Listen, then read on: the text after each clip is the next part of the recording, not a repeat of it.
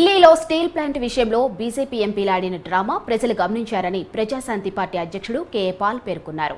Steel plant ప్రైవేటీకరణ ఆపాలంటూ కేంద్ర ఉక్కు శాఖ మంత్రికి వినతి పత్రం అందజేయడం హాస్యాస్పదమని ఎద్దేవా చేశారు. ఇక కేంద్రంలోని బీజేపీ స్టీల్ ప్లాంట్ ప్రైవేటీకరణ చేస్తూ ఉండగా ఆ పార్టీ ఎంపీలు ప్రధానికి బదులుగా ఉక్కు శాఖ మంత్రిని కలవటం ఏమిటని ఆయన ప్రశ్నించారు. గతంలో గంగవరం పోర్టు కూడా ఆదాని కారు చౌకగా అమ్మేశారని గుర్తు చేశారు. ఆదాని అంబానీ జిందాల్ మిట్టెల్కు కేంద్రం సంపద దోచిపెడుతుందని 8 లక్షల కోట్ల విలువ గల స్టీల్ ప్లాంట్ ను కేంద్రం కారు చౌకగా విక్రయించాలని చూడటం అన్యాయమన్నారు.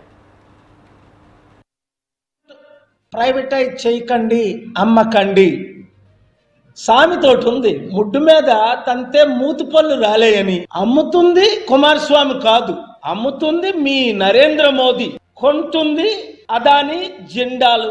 లాస్ట్ ఇయర్ గత సంవత్సరం నేను అమరణ నిరాహార దీక్ష చేస్తే నాతో పెట్టుకున్నాడు అదాని. 3 సంవత్సరాల నుంచి ఫైట్ చేస్తే స్టీల్ ప్లాంట్ కొనొద్దు అంటే గంగవరం పోర్టు జగన్మోహన్ రెడ్డి గారు 1700 కోట్లకు అమ్మేయడం మీకు తెలుసు. తద్వారా అదాని కొన్న తర్వాత ఏమైంది? Second richest man in the world, ప్రపంచంలో నెంబర్ 2 కుబేరుడు, పూరెస్ట్ బిలియనేర్ అయిపోయాడు. I'm warning those who are selling the steel plant which is Modi and his government to his partners Adani, Ambani's, Mittal's, whoever.